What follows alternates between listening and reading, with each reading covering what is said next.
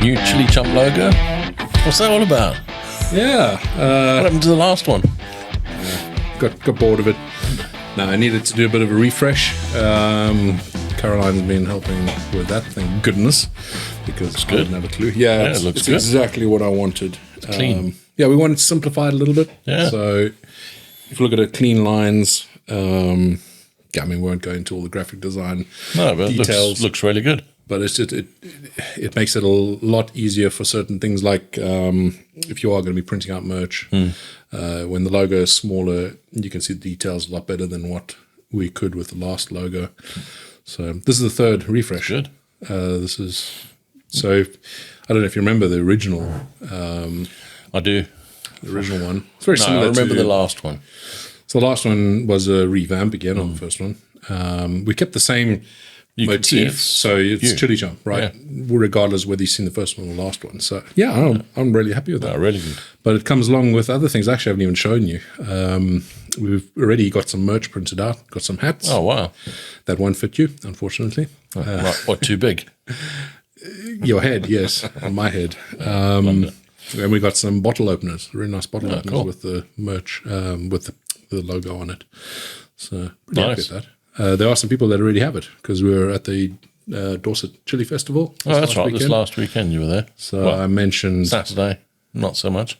But you were not there so much Sunday. Saturday. That was a bit of a pain. But yeah, we gave away some merch. So Yeah. a few of my patrons and YouTube members met up with me. We actually had lunch on the Saturday because so basically we were meant to go there on the Saturday, and we saw on Facebook that they cancelled it because of a big storm.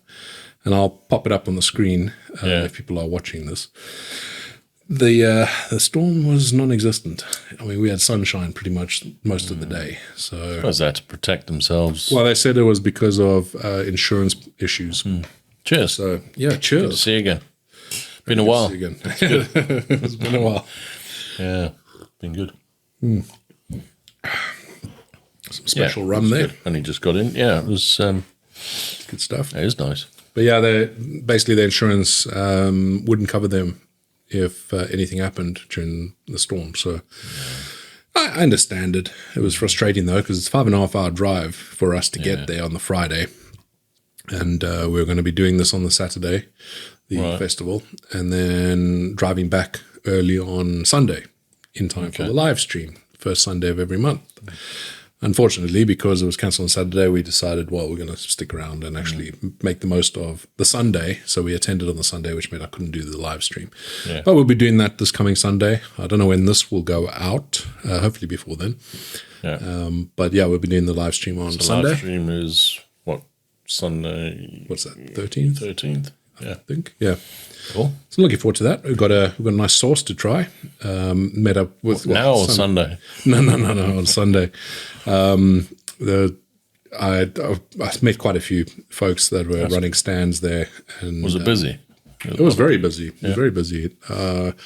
Apparently, it was 50% down on previous years, wow. but that's kind of to be expected Yeah, Saturday. because one of the days was cancelled. So it kind of, makes sense. Half a long. Hello, Barney.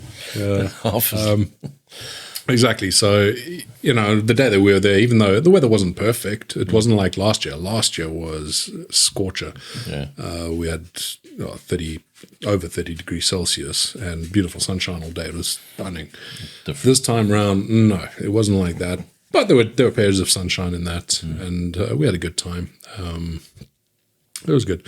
But I met a lot of folks that were selling sauces and that, people that I'd met previous years as well, and people I speak to online and that have watched my videos and that. And yeah, it's always fun meeting up with folks like that. But I got some sauce from one of the stands, and I'll talk about that on Sunday. Yeah, so I'll try that. I haven't tried it yet. No, I'll be trying it on Sunday. It looks like a scorcher. Where did you stay when you're down there?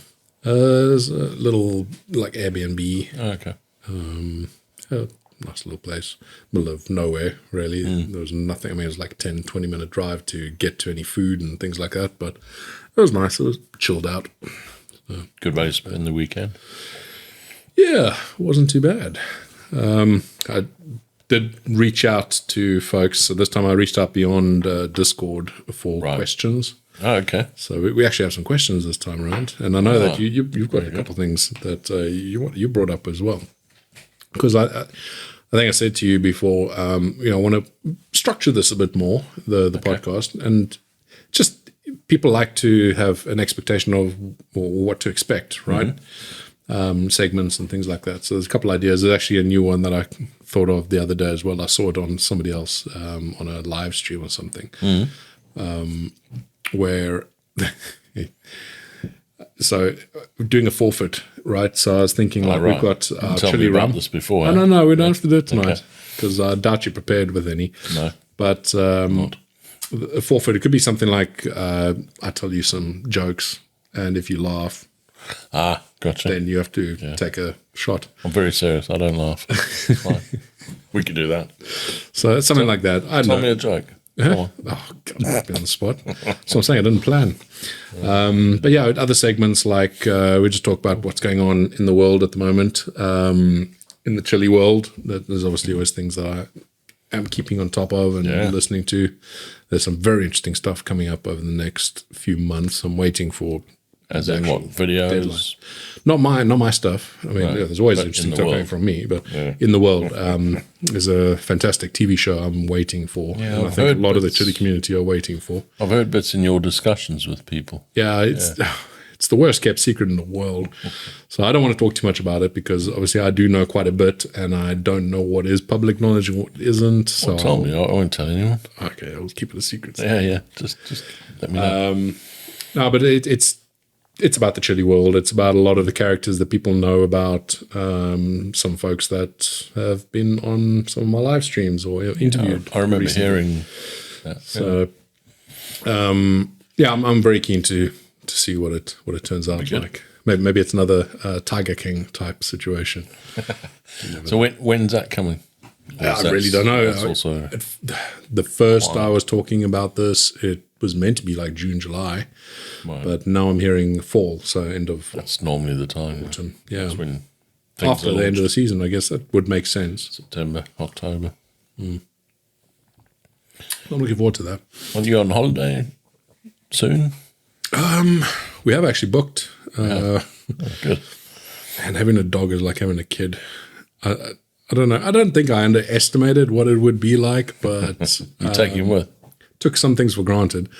Well, we sat there and we're like, we got to get away. We've been planning Thailand now for a little while.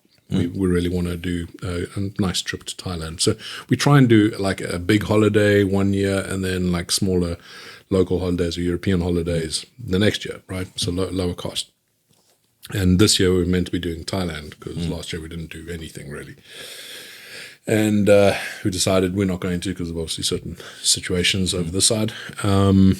But then we decided, well, we've got to do something. So let me look at Sharm el-Sheikh, right? So Egypt has opened up the doors again to Sharm el-Sheikh, and we enjoyed our trip there before. Yeah, you went there before. Yeah, great diving, amazing diving. So we started looking there, and I found a place, and I'm about to press the button, and then I'm like, oh, crap, got a dog.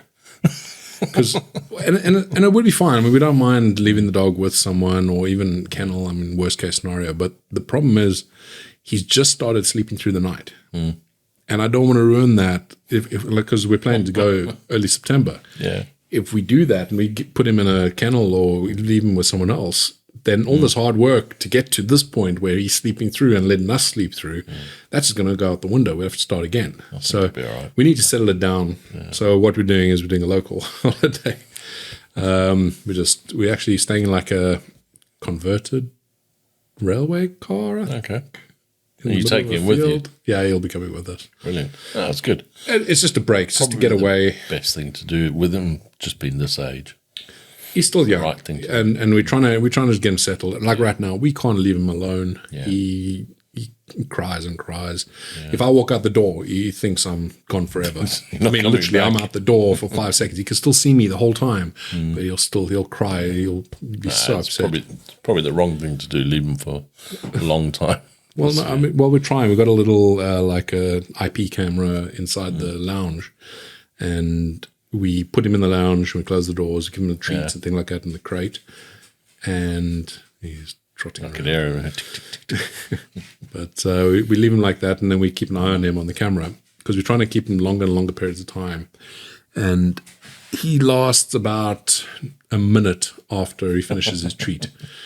And you can see him. He starts trotting around, looking around, like, where's everyone? And then he sees the doors closed. And then he tries climbing on the couch. He starts pulling things off the couch, pull all the pillows off the couch. He gets really upset, and he starts barking. And where's my pack? Exactly. My pack. Exactly. Yeah. So we've got to get him to a point that he's able to be on his own for a bit. We'll get there, but yeah, it's still a little while. He's only young. He's under 6 months. Still. But he is, and the fact he's sleeping through the night, that's huge for us. We put him in his crate. Yeah. Hello. We just have the camera on Barney. That's what we need to do. Hello. Hello. But we can put him in the crate at night. We give him a little dental chew or something. And he goes straight to sleep. Before, he'd finish the dental chew, and then he would whine and whine for about 10 minutes, and then eventually go to sleep. Now, just straight to sleep. He eats it. You don't hear a word. You don't hear a whimper. Nothing. And then he wakes up like 5:36. And then, he's all right. Then he knows he's allowed in the bed at that point. Yeah. So after 5, if he's up after 5 a.m., we take him out for a pee. Use the lift. And Has he got steps? No, he doesn't know how to do the stairs. Steps onto the bed. No. He can actually jump on the bed now. But yeah, we take him outside. He does his business, and then Caroline puts him on the ground at the top of the stairs, and he sprints to the room. You can hear him just like mini elephant running. In the bed. He jumps up on the bed, and then he's on my face. He's just like whole body on my face, licking everything, and just like. And then he goes and he gets under the bed. He gets under the cover and goes to sleep. That's it. He'll be asleep until like 8 because he knows 8 is food time. And then he starts moving around. He'll stand on top of you. Like, come on. He'll stand on top of Caroline. And then he's like back and forth. Let's get food. He's like, no, there's food time now. And then we say, foodies? And he goes ape. Yeah, he's in. He goes ape. Steve, he just goes nuts. It's like a jack in a box. He's a character. But yeah, it does restrict us a little bit with the holidays. But next year will be Thailand. It's worth it though. Look. It's so fulfilling. Caroline is loving it. She's never had a pet.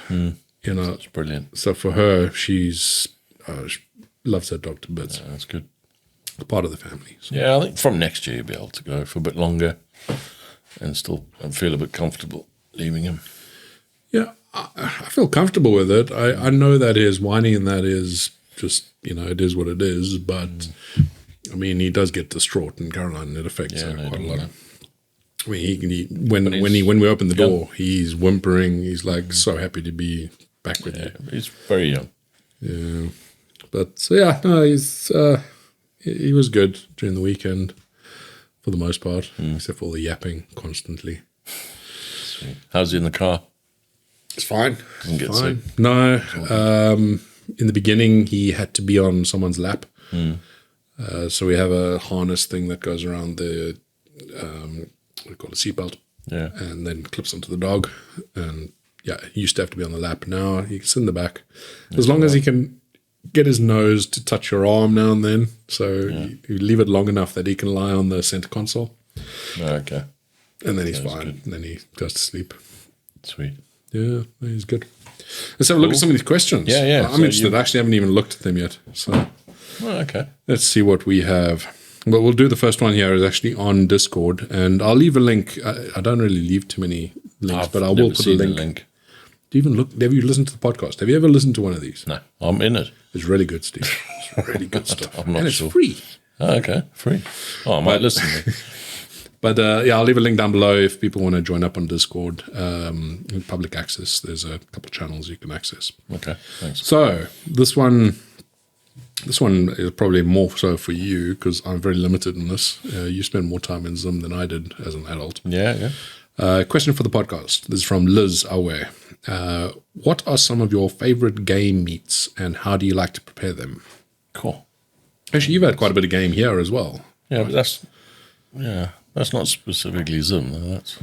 You have game in South Africa. Yeah, no, but how often did we have game in South Africa? It wasn't as often as you would have in Zim. I mean, for me, I went hunting. We spoke about that in the first podcast. Went hunting out there and got the kudu. I shot a couple of duiker. Well, that's the thing. You eat game once you either hunt or you know someone who hunts, and that's when you get it because you can't go to the shop and buy it. So, I mean, To be honest, I'll take what I can get. Any old game, I'll take it. Right, if it's a Diker or a Muntjac, I'm interested to see if a Muntjac tastes any good for biltong. Yeah. Have you tried it? I have. Yeah. Oh, let's have a look. We have some. I wouldn't dare because they're so cute, but they sometimes come into our field. I see them all the time. Norfolk, they're all over. Jeez. They're protected, aren't they? No, invasive. No? Yeah. All right. Yeah, if you can look it up, but I think they came from. Where'd they come from? They come from another country. They're not from here. So. No, we've got the Chinese water deer. I think that's the one that I was given by that farmer that I made all that biltong. I did a video on that on my channel. Yeah. That was good. I didn't. I mean, it was good. It's meat, and I appreciate it, and I enjoyed it. But still prefer kudu. Kudu was a much better meat. Yeah. I don't know if it's just all deer in this country. Was it certain types of deer are actually pretty decent? Yeah. Well, ostrich might fall in there. I'm not sure. Would it? Because it's quite a. Ostrich biltong was decent. It's not as. This was very gamey. It's not strong. Yeah, it's not gamey. The ostrich is less gamey. So if you're not used to game, that's probably the easiest one to eat or enjoy. Have you ever prepared an ostrich? No, I just bought ostrich meat. Buy the meat, yeah. Never gone that close to an ostrich. They scare me, those things. They got long legs and they kick. They can kick. Yeah, no. What do you get? And how do you hunt an ostrich as well? Pheasants. Imagine trying to shoot an ostrich. What do you aim for? Big bunch of feathers. Can you imagine what an ostrich looks like without feathers? That must look so weird. Never. Might be something we need to try and do. That's a weird one. There was that one ostrich at the game reserve in our hometown. Yeah, that was always broody. So any man that came along, it would start doing its little mating dance and come and lie down next to you. That was a weird one. But definitely biltong, the kudu biltong, and yeah. So I mean, there's no real. I mean, all deer are going to be dressed pretty much the same way. You're going to process them the same way. Not much fat, so you've got to marinate it. Yeah, you're going to make biltong. Put a baking soda to tenderize. Apparently, that's something I read recently, and I think it works for anything. But I use a little bit of that in my biltong mix if I have got a bit of meat, bit of baking soda in with the salt, and it softens it. But apparently, that's the trick with a lot of Chinese food. You know, chicken, sometimes when you eat like a Chinese meal and the chicken's like, that is so tender and it's not dry or anything, it's because they soak it a little bit in, I think it's baking soda. I hope I got that right, but I'm pretty sure it's baking soda. I haven't heard that. Yeah. Let's give it a try. I've actually got biltong brewing at home. Yeah, I saw the photo. What is that? What meat? Just rump. Oh, okay. I've got some well-priced joint. Oh, man, I still get comments on my video because I'm going to ask you how much they cost in a sec. But in my video, I said, anytime I see beef under £5 a kg, I'll buy it, like a ton of it, and I'll then make biltong out of it. You won't see that. When last did you see beef at £5 a kg? $8.99. Is that what you paid?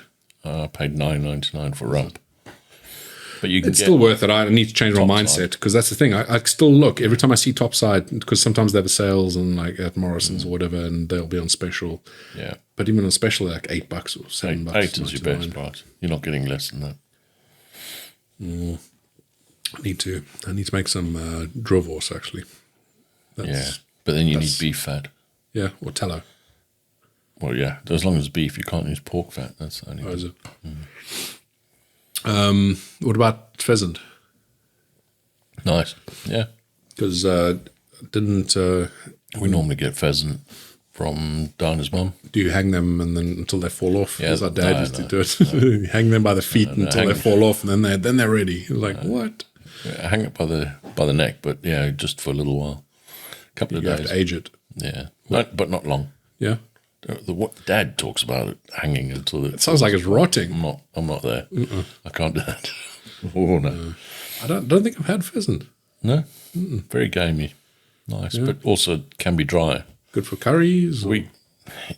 Stews and curries fine. But if you cook it with maybe a joint of pork, and then it sort of bastes the pheasant. It's a lot of fat because it hasn't got much fat. I'm guessing. No. We have a family of partridges that come back every year, and baby partridges. You won't be eating them. No, Almost pet-like. yeah, they're very, very sweet. They've been hanging out a little bit further away. 'Cause normally they would hang out where our wildflower garden is, like the wildflower patch. But Barney chases them now. I was going to say, what does Barney think of that? He's- And your chickens. he still runs away from the chickens. Does he? Yeah, he'll bark at them if they're behind the fence. Dinosaurs, those things. They've Yeah, been but around as soon as the long fence is time. open, they run after him, and he just yelps. He's not happy. Can you imagine being a small dog and that chicken comes at you? No chance. It's a scary thing, and it causes wings up and everything, and it's I like don't like running after you. No, they're dangerous. Yeah, so I don't think we really answered her question. She lives out quite remote Kudu's definitely. in America, so I doubt she's going to have any kudu or ostrich. Okay, you're going to have to travel for that one. But if you can get hold of some kudu or ostrich meat, I'm sure ostrich meat. There's a lot of Americans are farming ostriches. That's a good because one. it's a fantastic meat. Just such low low cholesterol, low fat. Brilliant. I mean, I'm not a massive fan of like ostrich steak. There's some cuts of ostrich I ostrich like. steak.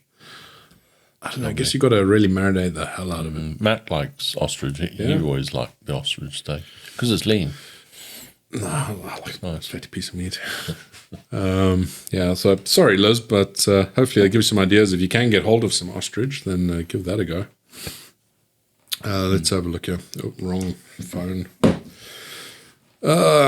So we also have WhatsApp here. So if people do want to ask questions on WhatsApp, they can. And again, I'll leave a phone number down below that people can leave voice notes or anything like that. So, yeah, we've got two here from Emma. So Emma is one of the people that we met up with on Saturday. All right. Well, and on Down at Sunday the as well. festival. But, yeah, well, no. On Saturday we went out for lunch. So it was Emma and her partner and Was that planned or just coincidence? no, it's because they were going to be there. We're going to meet up with them. Marco as well. He came down from Germany, Berlin. Oh, So wow. he's here for the week. I need to check in and see how he's doing. But they had all come down because they were going to meet up with me at the festival. And obviously the festival wasn't going on Saturday. So I said, hey, well, let's go lunch. catch up and have some lunch. So we did. Nice. we had a burger. It was it the ultimate spicy burger? And I had high hopes because in my mind I'm like, well, we're in Dorset, so it's the home of the Dorset Naga. You got to have something hot here. There was no spice whatsoever. Okay. It was a good burger, but there was no spice. Did you It was take pretty sauce with you? disappointing. No, unfortunately not. But yeah, Emma was there, and two questions. Yeah, so. If you had access to exactly the right climate, space, and materials, what would you really love to grow and why? That's for you because I don't grow anything. You just come here and steal all my food. Which reminds me, tomorrow. I tend to admire the things you grow and take, jalapenos, gem squash. Anyway, answer the question. So it's actually, I mean, chili is obviously my go-to. I'd love to be in a space where I didn't need greenhouses and things like that, where I could grow them outdoors and grow it year round, so that I don't have to plant them out every year, even though I do enjoy that process. So it'd be nice to be in a climate that I could do that. Like Spain, southern Spain, I think is great for that. Yeah, but what do you grow? Do you not grow anything that you would love to grow? I grow everything. I grow love to everything grow. you want But to. like today, you came into the greenhouse. One of the things I love tropical type of trees. So I've just bought a fig tree. Yeah. And I want to try and grow that over the winter. We'll see. I hope it overwinters. They It's growing can. well now. But they grow here. They can. I've seen figs, but I don't know whether they're edible ones. This will be edible if they can last the winter. So yeah, I'm really excited about that. I've got a little lemon tree in the polytunnel. that one. Yeah. So I love being able to grow. I guess it comes back from growing up, right? Yeah. Remember in Zim, that mango tree that was hanging over the swimming pool. We used to eat mangoes while in the swimming pool. Yeah. Pawpaws, lychees. We had Brazil nuts that was on that farm as well. Yeah. Pawpaws or papaya. Yeah. All those exotic things. I'd love to grow a beautiful big orchard of different things. We had that on the farm back in South Africa. We had the nachis, and I don't think we had any citrus or anything. Plenty of avo trees, didn't we? Beyond nachis. Avo trees, avocados. I'd love to grow an avocado tree. There's just nothing, like here, you buy an avocado in this country, it most of the time comes from Durban, it comes from South Africa. Yeah, definitely outside of UK. Sometimes Argentina, but yeah, they're definitely coming from outside. And they're picked really raw, like really unripe. And, you get them about a month later or even 2 months later. And they haven't had enough time on the tree to properly ripen and develop beautiful flavors. So a lot of the time you eat an avocado, it tastes watery. It's not the full flavor. A lot of people probably have never had a proper avocado. One that's ripe. Just ripe and just been picked and then eaten, right, straight away. So things like that. I'd love to grow those sort of things. Yeah. Her second question actually relates a little bit to why I like doing all that. And that is, would you ever like to get to the point where you could be self-sufficient, and what would you think it would take to get to that point? From a vegetable standpoint, I am pretty much there, but I'd love to have grid. Yeah. I'd love to live off grid properly. The biggest restriction I have here is a lack of space. I could, strictly speaking, I could have animals. So. No, but animals. So that's the one thing I'm missing here is goats, sheep, cows, that sort of thing. You got space for a sheep or a goat? I could have a few goats and stuff, but there go those holidays. And I think that'll be the final nail in the coffin for Caroline. But yeah, it would have to be the meat side of it, right? And we've got the chickens, so we could even have more chickens. We could go vegetarian. No. Plus, there's fields of cabbages out there.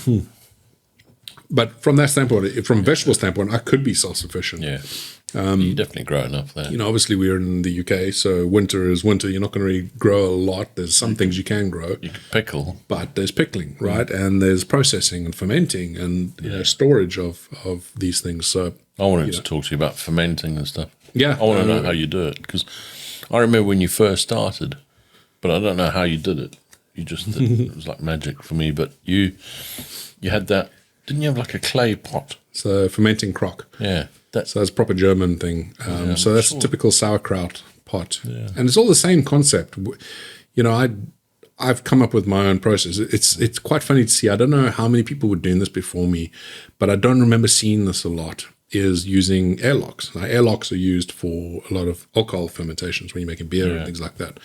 But not many people were fermenting like vegetables and fruit and like chilies were using airlocks. Not that I saw. I mean, maybe I have selective memory here. But now so many people are doing it. And you don't have to do it that way, but I like to have reproducible results. I like to have some consistency with what I'm doing, and also like to have a measure of guarantee that I'm going to get a successful ferment. Now, I mean, the old way of doing it, and let's not talk about the crock right now, but the old way of typically fermenting is people would put some stuff in a jar, cover it with some salt water brine, and then they'd put a muslin cloth over it, and then close it up, just so that insects couldn't get into it. Okay. And that would work. Listen, 9 times out of 10, you'd have a successful fermentation. But I'm not looking for 9 times out of 10. I'm looking for 10 out of 10. Yeah. The problem with that is there's a potential you're going to have oxygen getting in, and it's going to cause some pathogen growth, right? It's not going to convert into lactic acid quick enough that it's going to start being the dominant culture, lactobacillus. Okay. And I mean, we could talk about the actual process. I don't understand that. No. So all I do is get scared that something's going to be off and I'm going to get sick. So like I said, 9 times out of 10, you'll be fine, and you'll recognize if it's not right. It'll start having a green or black sort of film on top. Okay. If that starts growing, then you know that oxygen's gone in there. So at its heart, what fermentation is, when we talk about food, because people get confused, they think that fermentation, while you're fermenting, it's the same when you're doing alcohol. So therefore, when you're fermenting vegetables, you're making alcohol as well. Okay. No, you're not. So when we talk about lactofermentation, which is what we're talking about with vegetables, lactofermentation is lactic acid getting created from a bacteria called lactobacillus. Okay. When you're fermenting for alcohol, you're using yeast. So yeast and bacteria are two different things. So you're using bacteria to do it. Now, to really confuse things, have you ever had a beer sour? of sour beer. So they got quite popular for quite a while. So what that is it's fermented normally with yeast, and you made the alcohol, but then they'll have some lactobacillus in there, so they'll have a bit of an acidic lactic acid touch to it, and that's the sour. Right. So that's just to confuse things a bit. But yeah. No, I'm lost. Yeah. So if we're talking lacto fermentation, we go old school. Let's go our German ancestors, right? Yeah. They came up with the process using the same method as you would for an airlock by having this crock. And all the crock is, it's a pot. It has a lip around it, like a little moat. And then there's a lid that goes over, and that lid fits inside that moat. And that moat is filled with water. Now what happens is that allows air to bubble out. It doesn't allow air to come back in. Okay. Now, what that is doing is it allows, if you think about CO2 versus O2, so oxygen versus carbon dioxide is heavier. Yeah. Now, fermentation or lactofermentation is an anaerobic process, meaning you don't need oxygen. Okay. You don't want oxygen. You need it to be. You need oxygen to go away, right? When the lactobacillus is eating up the sugars in whatever you got in there, whether it's cabbage or chilies, it's eating up those sugars, and the byproduct from the fruit. From the fruit. Okay. Eating up the sugars, the whatever type of sugars might be in there, right? I mean, if it's fructose or whatever, those sugars are going to get eaten up. And as it eats those sugars, because it's a lactofermentation, you're releasing lactic acid and you're releasing CO2. When you're doing a alcohol fermentation with yeast, you're releasing alcohol and CO2. Those are the two byproducts. Yeah. Same process, eating sugar. So lactic or lactofermentation, it's eating the sugars, it's releasing CO2. Yeah. That CO2, so that's why the muslin cloth works, right? Because the CO2 is going to bubble up to the surface and it's going to displace the air. So the oxygen is going to go out. Moves. Now you're going to have a layer of CO2 that's sitting above the fermentation, or the liquid, or even if you're doing a mash or whatever. Yeah. And that CO2 is going to protect it, right? And what you're trying to do with lactic fermentation, which is to make it safe, is you want it to start that process as quickly as possible so that the lactobacillus bacteria becomes the dominant culture. Okay. Right? As long as that's the dominant culture, then you can't have pathogens and that trying to take over. The problem is you've got to get that done as quickly as possible. That's why it's best to use ripe vegetables, because they have more sugars. Okay. The less sugars that are in there, yes, you could possibly get away with it. So people that are using green jalapenos, which are not ripe, a lot of people still think they're ripe. Jalapenos ripen to red. But the green jalapenos, they do have some sugar in it, just not a ton. Okay. And you can ferment it. You get more luck if you have a smaller head space, so where the air is, and using an airlock, right? Because that means any little bit of CO2 that is going to create is going to displace the oxygen, and you'll be a lot safer, right? Okay. So best to use very, very ripe stuff. So cabbage is a great one, right? So making sauerkraut, same exact process. You got the cabbage there, which has actually a lot of sugars. And when you're making sauerkraut, the sauerkraut is actually far healthier than the original cabbage was, because you still got all the roughage in there. You've changed the sugar out. You've created lactic acid. Now, what does acid do? Vinegar, it preserves. So like we got this over here that you're going to try. It's our lovely pickled spicy beetroot. But that there is, it's preserved inside vinegar. Yeah. Which lactic acid is just another acid, right? Okay. So you're decreasing the pH level, making it more acidic, and that is now going to start preserving. You effectively, fermentation is effectively pickling. So, but you're converting the sugar to acid. Converting the sugars to acid and CO2, right? And that's why I got the bubbler. When I use a little airlock, it's able to release the oxygen, but it's not allowing anything to come back in. Then do you have to keep an eye on what the pH level is? Yeah, absolutely. Okay. So what does that need to be? So, strictly speaking, from the WHO, the World Health Organization, the biggest thing you got to worry about is botulinum, right? So botulinum toxin or botulism. Okay, I've heard of that, but well, you've heard of Botox, what people stick in their lips and eyes and make themselves look pretty. Well, people are injecting one of the deadliest poisons in the world. It's probably the deadliest poison. The smallest amount can kill you. It's insane. So it's hugely, hugely deathly, which is what you're trying to avoid. right? Now, luckily, when we're fermenting things like chilies are already naturally acidic. So they're typically between 5 and 6.5 pH. Okay. Acidic is anything below 7. Alkaline is anything above 7. So if you bring it down, you want to bring it down to under 4.6. That's the safe area. Okay.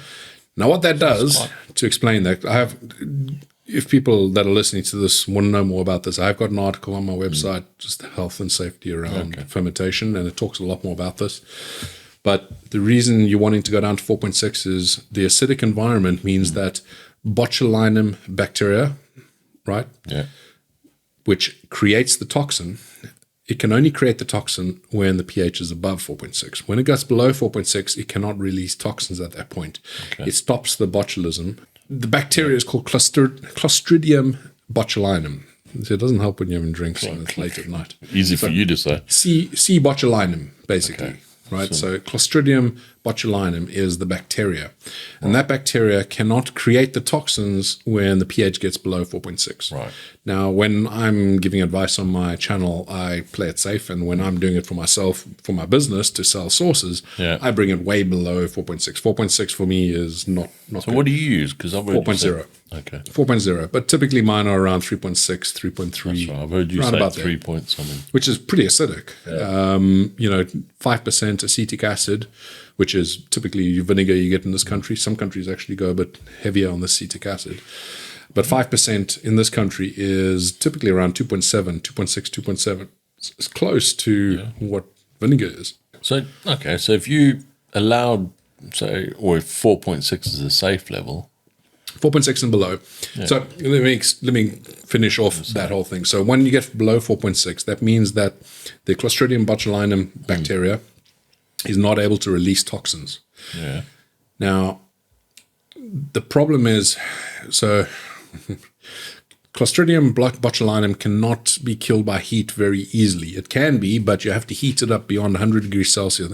I can't remember the exact numbers. For a certain amount of For time. about an hour, right? A long period of time to be able to kill off Clostridium botulinum bacteria. Okay. However, if it does release toxins, right? So if it does release the toxin, number one, the toxin doesn't care about pH. However, it gets killed very easily with heat. Okay. So if you cook your sauce above 60 degrees Celsius for about 5 minutes, so I say 60 degrees Celsius because you don't want to boil it. I don't like boiling the sauces if I don't need to, right? You don't want to cook it. Because if you go 100 degrees Celsius, you're going to start cooking it. And I don't want to do that. So you raise it at about 60 degrees Celsius, do that for about 5 minutes, get the whole lot to 60 degrees Celsius, and that'll get rid of any toxins that might be in there. So that's one way to keep things safe if you're really concerned, if you're doing this for sauce, right? At the end of it, when you're about to process it up, check your pH. If your pH is at this point now down to 4.0 or whatever it is, then you're in the safe zone. If you're concerned that your pH didn't come down low quickly, like within 3 or 4 days, which is what you're really aiming for, then you can make sure that the pH is right and then heat it up beyond 60 degrees Celsius for about 5 minutes. That'll get rid of any toxins. And also, if there is any botulinum in there, it's not going to be active. It's not going to be able to produce any more toxin.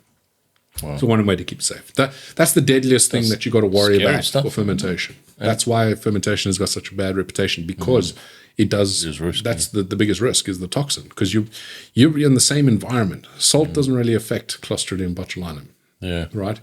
Salt affects other things. Like other growths, pathogen growths, things like that. They can help to get rid of that. That's why you're putting salt in there.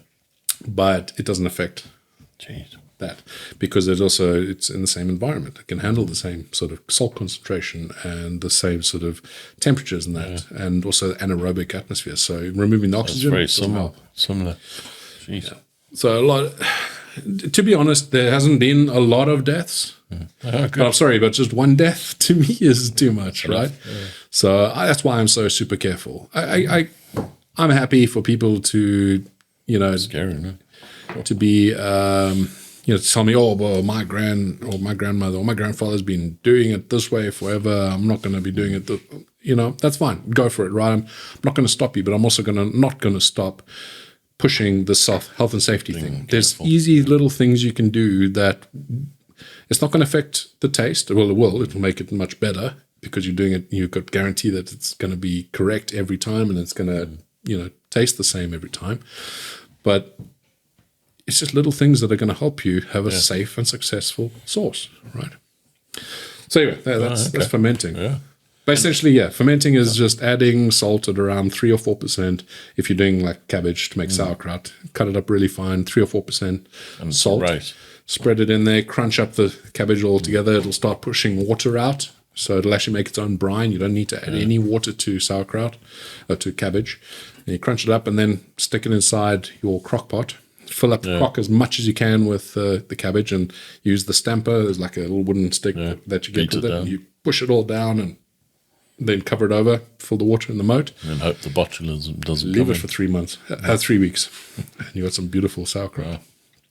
Sauerkraut it's one of the easiest ones to make. Anybody that wants to try fermenting, start with sauerkraut. Because it's delicious as well. And on that, are you doing any new sauces? Mm-hmm. Because obviously we walked around and I saw your chilies. I got loads. It's been such a busy couple of years, and I've said this before with the sauce videos, especially with my whole mentality of every video I make has to be better than the last. Sauce videos already have been hard to make, even when I was doing them right in the beginning, because I put a lot of time and effort into them. They typically are spread over, a period of like 2-3 months. Yeah. And I'm filming multiple days during that period of time, and then having to put it all together and trying to make a video that's quick enough that people are going to pay attention to it and something that's going to be entertaining, right? And, people appreciate the fact that I don't like say, oh, yeah, I'm starting a sauce. Here we go. I've started the sauce, and come back next week or next month and we'll do the next part of this video. Because by that time, they're going to forget the first part, and they don't want to have put it all together. They want it all in one video. And to do that, it takes time, right? It takes some effort. I've got about 6 or 7 videos on the go right now for sauce videos. And I need to spend time. I need to spend a couple of days doing it. So, we'll get there. And then also we've got a few challenges with some of the planning permission that we're trying to work on at the moment. Oh, no. Well, no, we're trying to expand where we are, where my studio is, where people have seen where I film right now. It's not the biggest space. And I use that sort of area as well for my commercial side of things. And because the space is not very big, every time I go in there, I have to shift everything around anytime I want to fill bottles or anything like that. And it's just painful. So we are planning something to remedy that. Yeah. But it's been so slow going. 3 months now we've been waiting since we initially put in our pre-planning permission request. Right. It's a pain. And where are you pre-planning is meant to be something that takes 2 weeks. And you're still not through? Still not through. We're chasing every other week, and nothing. Okay. So I don't know. I just... It'll come. I know people say no news is good news, but at this point, it's... Come on, we're a month away from September. And I've got some deadlines that I need to hit, right? But the good news is, once that comes through, once I get to build what I'm got planned, it's going to be a whole different ball game. I can finally just, when I'm in the mood to do a sauce video, I just go out there and start filming. I don't have to go and now shift all my equipment from one side of the room to the other, and then figure that all out. Sounds good. To film 20 minutes of a sauce video, like even my sauce tasting videos that I do, to film 20 minutes of that takes me about 3 hours. Yeah, shifting everything around. Yeah, can imagine. So it's just a pain, and woe is me and all the rest. But when people ask, where's sauce videos? There's a reason for it. It's not because I've stopped enjoying making sauces. When you finish this, you can go and crack on, do a bit more. Yeah. Oh, by the way, I wanted to try that. That's our spicy. Did you bring a plate? Just try not to spill. You can use that as a plate. Dude, I'm scared. I don't want to. This is beetroot juice. So I don't know if you had the Tesco's spicy beetroot. Have you had that before? Yeah, I've eaten it. I love that. And I've been trying to replicate that recipe for a long time. These are quite big. Yeah, I was a bit lazy with that. We also let our beetroots get a bit big. Well, I'm going to eat this quickly. Yeah, go for it. But so I tried to replicate the recipe. I think I got it right. One thing I did get wrong, think I've got tissue for you somewhere. While I'm doing this, you can carry on talking, Steve. So I was trying to replicate that recipe. One thing I did get wrong there is I should have cooked these a little bit longer, I think. But I'd rather them a bit crunchier, and maybe just I could leave them in there pickling a bit longer rather than being too soft if you cook them too long. But I'll keep on experimenting with it. No, it's got a good crunch. And the flavour? It's good. Good amount of spice. A little bit spicier than Tesco's. Yeah, definitely. Yeah, definitely spicier. Good mix, isn't it? The acidic, the sweet, the spicy. That's good. I want to drink the vinegar. It's so good, man. We make quite a few jars of it, actually. That's nice. Well, so you got quite a bit of beetroot in the garden, so good. I might even get one. I'll be growing some more. I'll be growing a bunch more next year, but I want to pick them when they're smaller. Oh. Is it quick? So quick. Yeah. I didn't realize. I mean, the ones in the center of my vegetable patch. That's good, that. Really good. The ones in the center of my vegetable patch, I just threw down some seeds I had left over. Yeah. I didn't think they were going to take. Then obviously those are the big ones that you saw. Yeah, massive. Like football. I left them go too long. I wonder if you can still eat them. If they're still taste nice, or they're going to be woody. I'm guessing they're going to be quite woody. Get them in there, cook them, get them in there. Give them a go. I'll take them and try them. Yeah, planting them piece of piece. Really easy. Yeah, because they don't grow all year, so you want to be pickling what you got. Well, this is it. I love pickled beetroot. Pickled beetroot. It's nice. Amazing. It's good for you. Really good for you. Very healthy stuff. We did have some other questions. Okay. I'm guessing Michael. This is from Michael. Hi, Sean. I had a question, and I haven't actually. Some people got confused thinking that I asked for questions for the live stream. Okay. Confusing the podcast, the live stream, but that's because you weren't clear enough.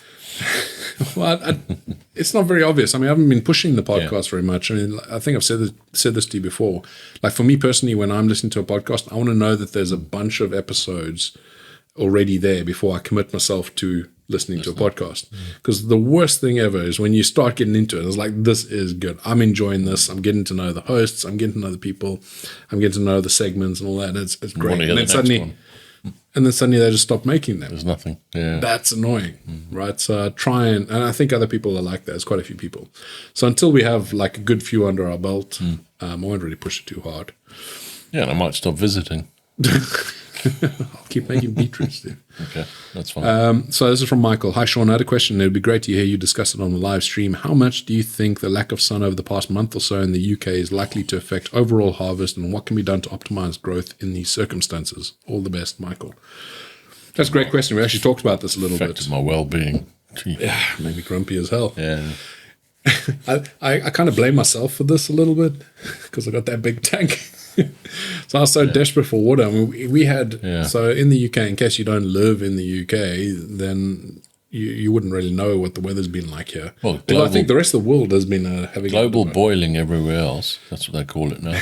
Global boiling. Global boiling, and we've just had rain. Yeah. Well, so before that, before we just suddenly had Noah's rain, we had a month and a half or 2 months of really great weather, unusually hot weather for that time of the year, which got me concerned because I was like, well, if this is going to continue all through the year, I am screwed because I don't have any water, which is why I went and bought a 10,000 litre water tank swimming pool to add in. And then I installed all that and we weren't getting any rain. I'm like, oh man, I'm going to be screwed. And then I was like, oh, got to have some rain, And then it started raining. Biblical. And did not stop raining for a month. Yeah, I know. Which, it does. It impacts your plants, especially here we're growing in the greenhouse. Your plants look good, though. Look really They should be a bit further along than that. Okay. And that's because lack of sunshine. So what will happen now, how will it affect, and let's go to the question that Michael had, how will it affect growth? It's going to stunt your growth a little bit at this point. So your plants are going to be a bit smaller, which mine are. They're putting out fruit a lot sooner than they would. Yeah, that's true. Because it's darker, essentially. Well, it thinks it's autumn. It thinks you got to the end of the year. Yeah. So, that's what happens. Like when you get to the back end of September, October, your plants will just start pushing out fruit if they haven't already, and they'll start rushing to ripen because they're trying to ensure their success for the next season. So creating the seeds that can then fall on the ground and grow.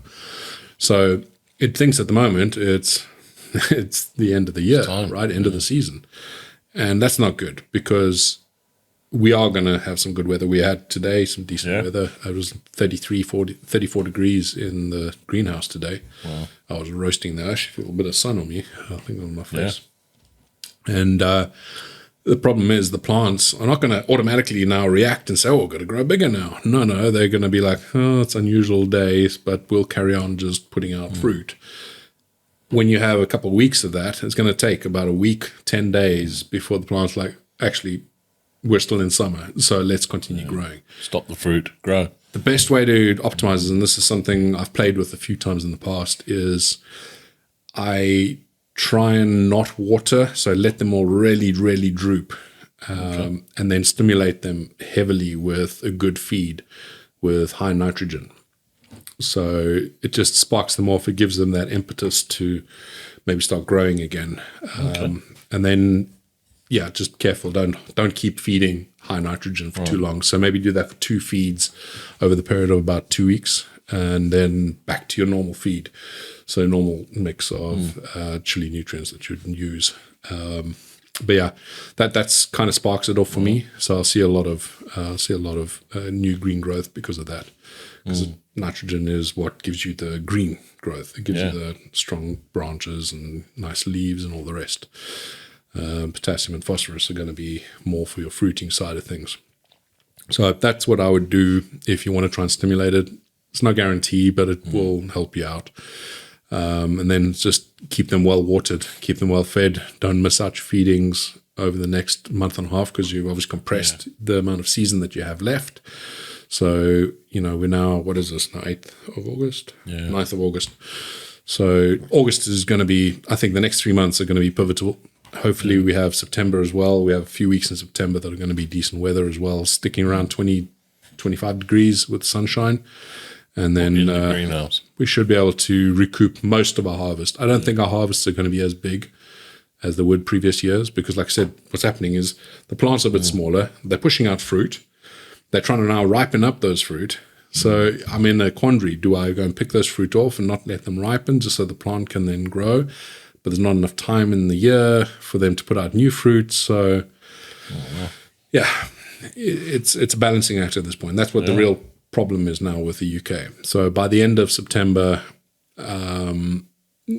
we've had good weather up to the end of September in the past, but you still have some growing. But hitting October, starting to go. That's when the colder, you're going to have a few cold nights, and that again is going to spark off the plant to ripen up its pods and stop growing and just put all its energy into the pods.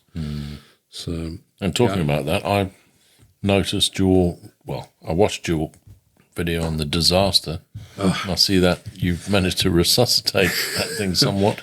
It's looking good. Right. It's looking amazing. That hydro system, man, it works so well. So we'll go on to that in a sec, but the hydro system, I did too well with it, right? And I think it's more about the nutrients. I can pull back heavily on the nutrients next year. I don't need them to grow as quickly. That's why it broke. My plants were just growing way too rapidly. But so all those branches that came off, there was it looked like on the video when I showed it, and I actually thought that there was only one branch that was still connected. But when I moved away all the branches that fell off, I noticed there was another small branch that was on there. So what I've done is I've tied both of them up so that they're supported and hopefully they won't break. But massive amount of new growth where they had broken off as well. Just bushing out massively.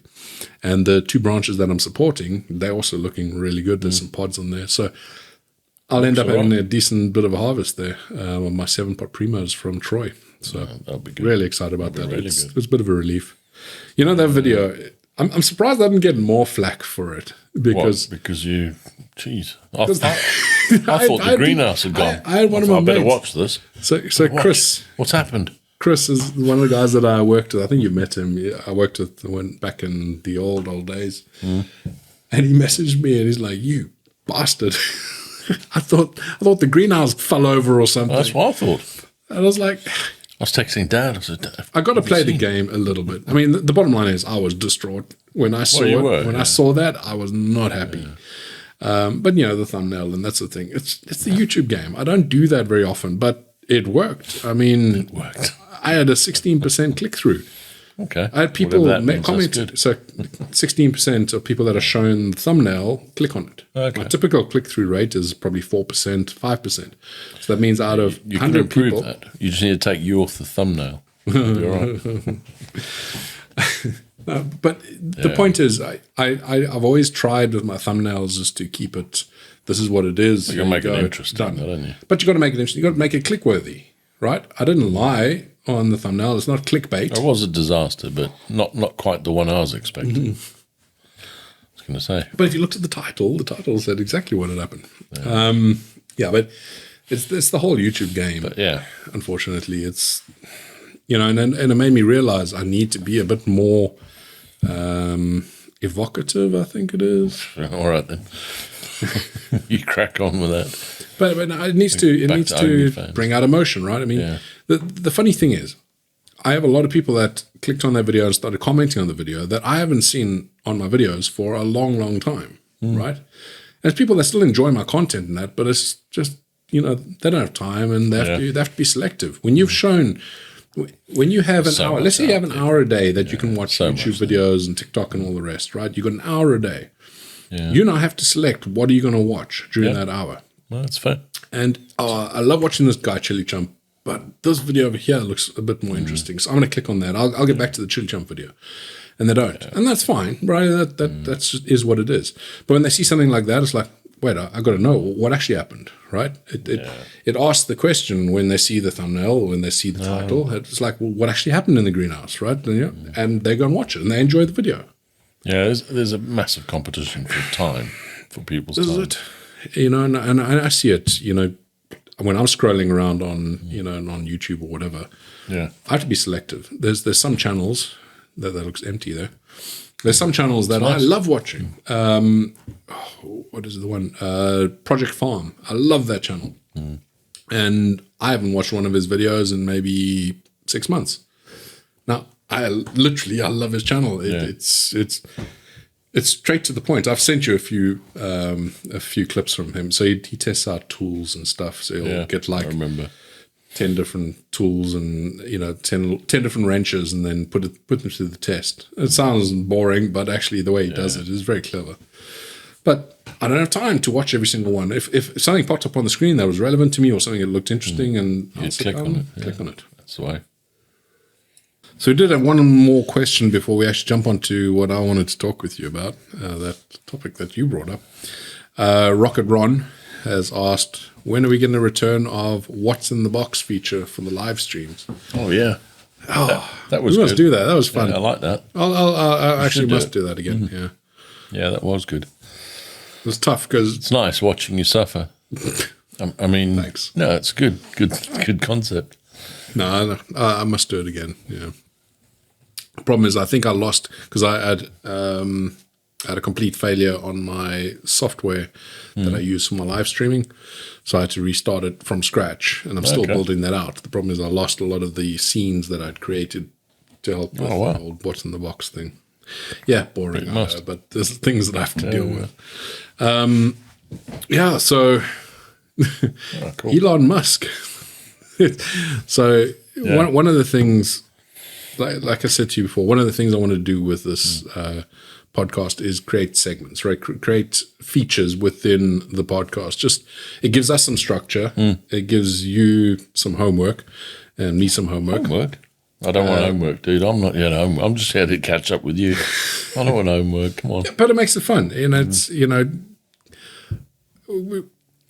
it's nice to bring up these topics. I mean, when we don't really discuss these sort of things typically, and I mean, it's fascinating to me to hear things that you're interested in, and I'm sure that you must be sick to death of hearing things I'm interested in because I don't shut up about them. I mean, I don't know anything about fermenting and growing chilies. I know how to eat them, and obviously been doing that for a while. But with the Musk and Zuckerberg fight. Yeah. or upcoming fight. Well, hang on, let me go back. Well, you know more about this than me. So my understanding of this, when I first saw this, it was Elon Musk having a dig at Zuckerberg. This is before Threads came out, right? Oh, yeah, long before. Long before Threads. And there was a challenge that was put forward, and everybody thought it was just a big joke and it was a bit of a publicity thing. It's just Elon Musk talking crap again on Twitter. And then it kind of just died a death. Then the Threads thing came out, and Elon Musk got really annoyed at Zuckerberg for copying Twitter and all the rest of it. So there were lots of tweets about that and a lot of personal digs at Zuckerberg. They were going to fight before Threads. Yeah, no, that's what I'm saying, though. But I didn't realize that they actually were going to go ahead with this. Yeah, they both agreed. I think that was supposed to happen last week. That was the original date that Mark Zuckerberg had set. But Musk had said, no, he'll do it when he's ready. He needs to train. Obviously, Zuckerberg's already training. He's doing jiu-jitsu and he's already... and then they're teaming up with MMA fighters to actually get better at what they're doing. So Musk is training.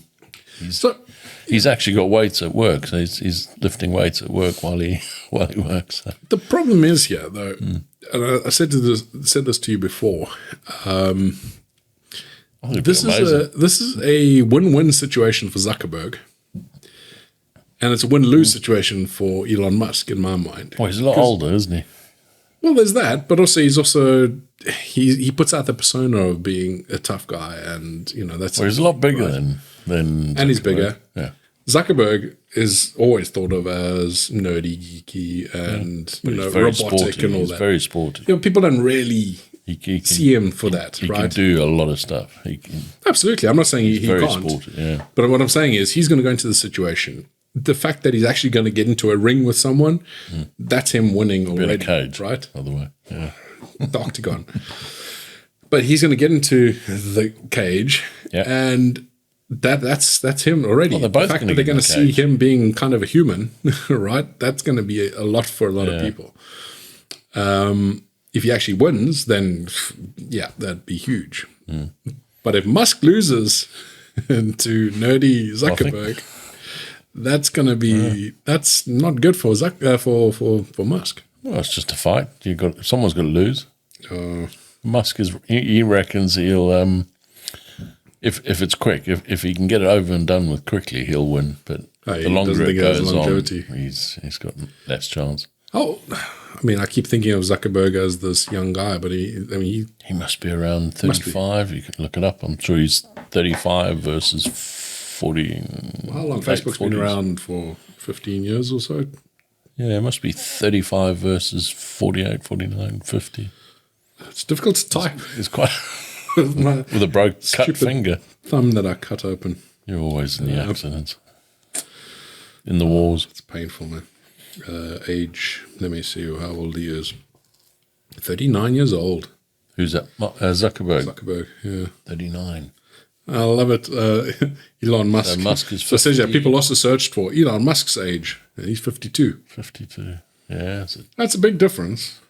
And he's much heavier. What they need is Jeff Bezos to get into the ring. But he's 59. He's also jacked up, yes. Yeah. He's looking properly jacked. Yeah, no, he's he's taking care of himself right now. I don't know. I can't imagine this fight. I can't picture it. All proceeds are going to go to charity, so it'll be good. Yeah. It'll be a super fight. Everyone will watch it. Everyone's going to watch that. Billionaire clash. I'm excited. I can't wait. The only thing is Musk is having a checkup, I think, this week. So we're going to see maybe an excuse come out. Shoulder problems or neck problems. So once he's had that checked out, then we'll see. We'll get the date. So that should be good. Talking of Threads, part of my other life that I lead. Did you sign up to Threads? Yeah. Like everyone in the world. And then this is what I'm talking about. So I work in compliance and that sort of thing around communications. And so Threads was big news. And from more than that perspective, also from the perspective of just in general being the quickest adopted platform ever. Quick, wasn't it? Right. But I think it's kind of cheating because you've got a ready-made user base, right? Yeah, everybody that's on Instagram, and there's like, 2 billion users on Instagram. Even if 10% pop in, you've got 200 million people, right?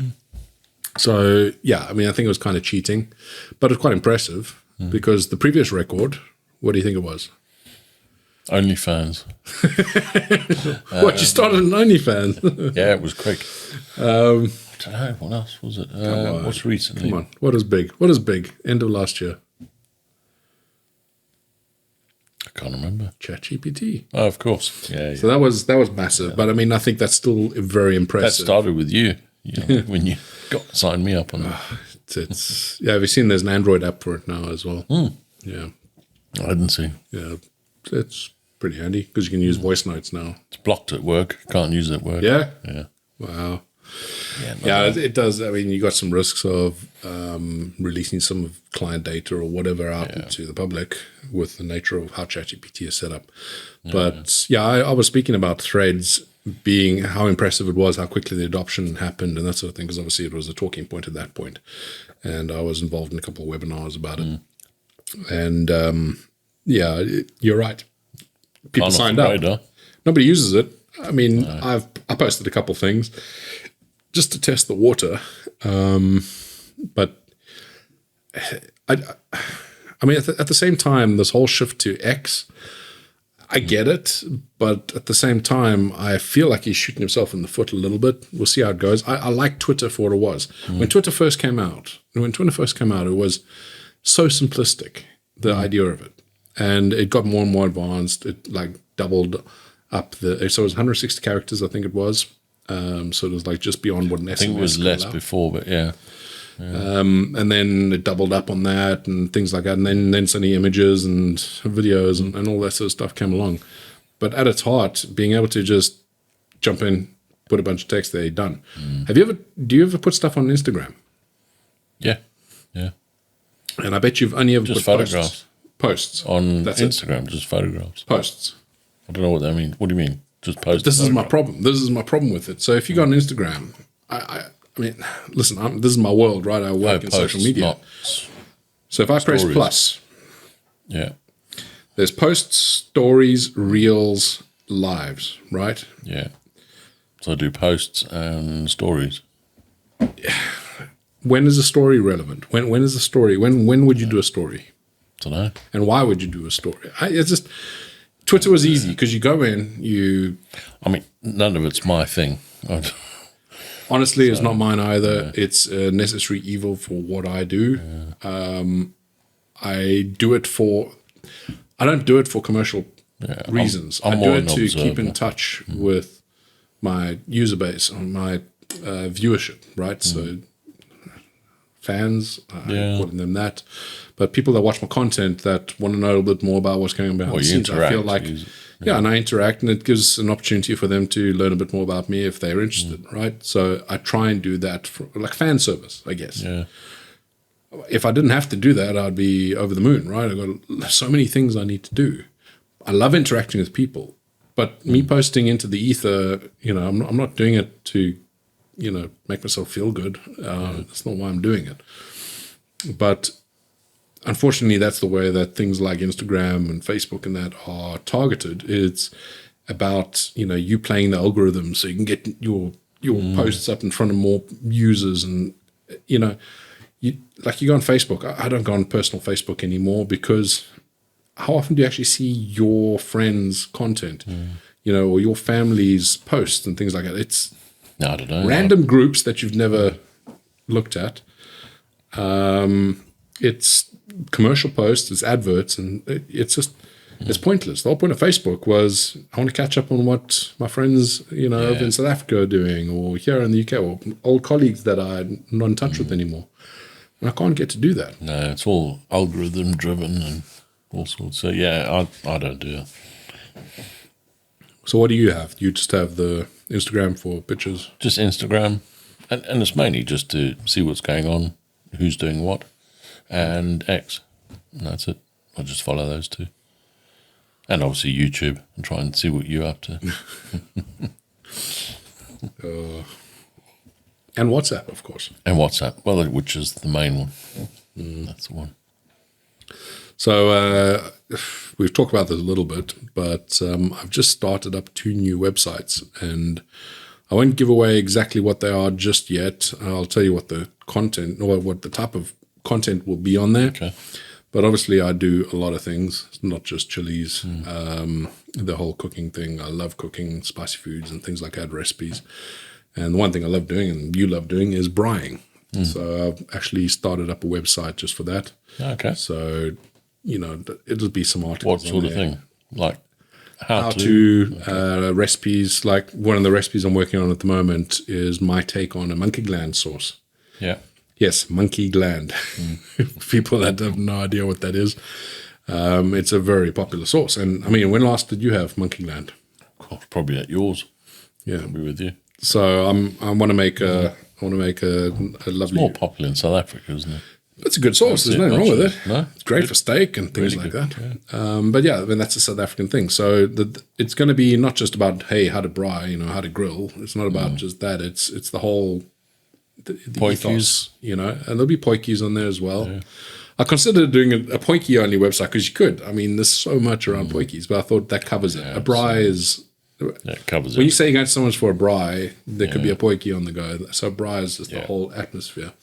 So there'll be recipes on there, methods of grilling, braaiing, smoking. We'll be coming up with all that sort of stuff. So when do you start that? I've started working on it, and it's a bit of fun. It's one of those things. Obviously, I get so embedded in what I do for a business and what I do for YouTube and things like that, that it's nice to have a bit of an outlet for something that I do that's different. Something you enjoy. Something a little bit different that I also enjoy. And it's fun, so at night time I'll write up a few articles or just revamp a few things. So that'll come out soon. And then the second one is obviously something else I'm passionate about. But I just saw a bit of a gap in the market for good quality content around this, and that is worms. Oh, yeah, you bloody worms. Vermicompost. So You've got a shed full of them. yeah. They're doing so good in the new shed. They're loving that. I still get such a buzz out of getting in there. Like, I started a new bin. I've started maybe 60 bins now. Brilliant. Like, started from fresh. Do you know, I've never seen you take them fishing or anything. you never use them. I use them to make compost. Yeah, but don't you go fishing? No. You don't use them as I could bait? sell them for that. I mean, listen, I'm going to say, what's the point? because they're for making compost. Yeah. Beautiful compost. You should see the stuff I'm making these days. I've got it so nailed in. But I get so satisfied. So I've started a new bin. I took out all the compost because I used it all at the beginning of the season out of the one big bin that I have, like a 400-litre bin. And I'd start that one from fresh. So I put some Coca-Cola down and I... Just like fermenting. No? Layers, Steve, layers. Okay. No, not fermenting. It's just... There is a type of composting that Purified. uses fermenting. Okay. Yeah, I might give that a go at some point. Complicated. It's a Japanese thing. Wow. But the worms. So I started the new bin, and you put in a few worms in there, and you just watch them multiply, especially now when it's nice warm weather. And it's just completely filled that bin now, in the space of about 3 months. Because they double every 60 days or so. They double in population if it's healthy, right? Yeah. And there's just... That adds up. and they're just chowing so quickly. Wow. So I'll put a big batch of like lettuce and scraps from the garden, coffee grounds, things like that, and they'll just get through that. So I put a big pile on one side, and then once I see that's gone, I'll put a new pile on the other side, and then all the worms they'll shift across, and then you have all the fresh compost there. So I mean, I'm not into worms, but it's exciting just to see it and the whole concept of it. And they take care of themselves. I mean, I can leave them for like 3 weeks. It dries out a little bit in there, maybe, because it gets quite hot. Yeah. You can bring They're that fine. They'll just go a bit dormant. As soon as you throw in some food, wet them down a bit. Straight got to water it. Make sure. I do water them, especially now because it's quite warm. So they need a bit more moisture. Most of the time, the food gives them the moisture. Do you remember in Zimbabwe, on the side of the road, buy worms on the way to Kariba? A big You'd business. made it. It's big business here. Yeah, you'd been good. Oh, is it? Yeah, buying worms, because the worms I use are the same types of worms that you would be fishing with. But that's big business. Yeah, people that go fishing, that's one of the best baits that they like to use. Yeah, but also the compost, vermicompost as well, is hugely expensive. Yeah. Good quality vermicompost. You only use a bit, don't you? You don't need much. No, No. How much have you got? How many tons of soil and worms have you got there? I'd say in total, I probably got, if I had to fill up all the bins and my towers and things like that, I probably would have around about 600, 700 kilograms. But I'll never fill them up that much. I remember when you started, you had that one bucket of That little worms. bucket, yeah. It's so easy to do, but that's another reason why I wanted to do this. I want more people doing it, right? I know people have a go at me because I eat meat and all that. I'm not eco-friendly because I eat meat and all the rest, but I do my bit, right? It's a cycle of life, yeah. Exactly. And, I do my bit in other areas. I grow my own vegetables and things like that. You haven't got a jet? I said, you haven't got a private jet? No, not yet. There you are. So, but doing the worm thing, I'm recycling my stuff. It's not going to landfill. It's hugely beneficial. The compost I'm using, I don't have to buy compost. I don't have to use extra nutrients because those nutrients in there, so it reduces the amount of burden that I have on external purchasing of nutrients and things like that. So it's just so satisfying. And also anybody can do it, right? If you do it in your kitchen, which Caroline will never let me do, but it doesn't smell. You go into my shed there where my worms are, even though I'm putting fresh food in there. They process it so quickly before it goes off. Amazing, isn't it? That it doesn't smell. It smells earthy. Yeah. And the same thing can work for your kitchen. So, if I can get a couple more people to try worm composting and see the benefits of it, then that website's worth every penny. So, okay, so that's the other website. That's the other one. Yeah. I'm excited about that. It's good fun. And then I don't know if you've been checking out ChilliChump.com, but Mrs. ChilliChump's had a bit of spare time recently. And we decided to put some effort into there. Well, this is it. It's, there's certain things I have control over, some things I don't. So when it comes to things like YouTube, I can make the best video in the world. I can make a video that I spend, weeks and weeks on it, and it could completely flop because YouTube doesn't push it. Sometimes even you might have the bell ticked and alerts and that all set up, but you might not get alerted to my videos. I actually don't get them. And people complain. People say, well, hey, why haven't you been putting out videos? I'm like, I put out a video every week, Strange. And it's because YouTube is just the way it is, and that's fine. It's the algorithm because, again, I don't play the game. Videos, right? Yeah. And like you say, there's plenty of videos. I mean, there's thousands of hours uploaded every minute. So I don't have direct control over that. I'll keep making videos. I love making them. And, the people that watch them, they enjoy watching them. So I'll keep on doing it. The website, however, I have full control over. Yeah. YouTube could tomorrow terminate my account for whatever reason, right? But my website, that's my stuff. So I have control over that. I have control over the content on there. I'm sharing recipes and that. There's a little bit of adverts that I put on there. So a little bit of ad revenue, but it's not even going to pay for the hosting. That's not the point. I want to put out good quality articles. I want people to enjoy, again, videos as much as they enjoy my videos, I link to my videos. Oh, okay. As much as they enjoy my videos, I want them to enjoy the content that I put out as well. Yeah. It's quite funny. We put out an article a little while back around the hottest chilies in the world. So we talked about that and some of the interviews that we've done recently with Troy Primo, with Johnny Scoville. Yeah, and those videos, when I released them, I thought, especially the one with Troy Primo, the interview that I did, the long one, I thought it would get a ton of views because the stories that we talked about in there, if you love chilies, then you're going to love hearing these stories. You're going to love hearing the history of a lot of this stuff. And somebody like Troy, who's a legend in the space, great to hear from him directly. He's a lovely guy as well. I expected that to get a lot more views. Yeah. And not because, hey, I deserve views, but because it's a damn interesting conversation. Yeah.